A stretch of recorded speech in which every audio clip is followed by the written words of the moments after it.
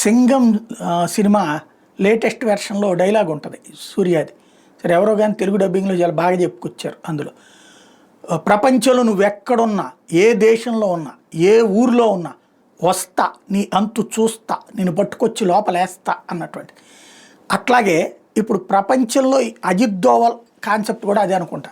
భారతదేశానికి శత్రువుగా నువ్వు ప్రపంచంలో ఎక్కడున్నావు, పాకిస్తాన్లో ఉన్నావా, ఆఫ్ఘనిస్తాన్లో ఉన్నావా, కెనడాలో ఉన్నావా, బ్రిటన్లో ఉన్నావా, అమెరికాలో ఉన్నావా, ఎక్కడున్నా సరే వస్తాం, వెంటాడతాం, వేటాడతాం, నీ ప్రాణాలు తీస్తాం అని చెప్తున్నట్టుంది.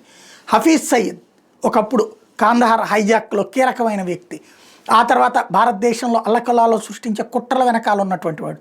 పాకిస్తాన్లో రాజకీయ నాయకుడిగా చలామణి అవుతున్నవాడు.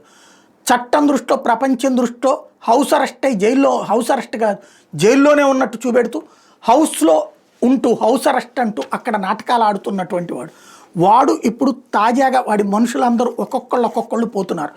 అందులో ఇప్పుడు వాడికి ఫైనాన్షియల్గా పేరున్నటువంటి, అంటే హఫీజ్ సయీద్కి ప్రపంచవ్యాప్తంగా డబ్బులు కలెక్ట్ చేసి ఇచ్చుకొచ్చేటటువంటి పేరున్నటువంటి ఫైనాన్షియర్ అబ్దుల్ రెహమాన్ తాజాగా గుర్తు తెలియని వ్యక్తి చేతిలో ప్రాణాలు కోల్పోయాడు.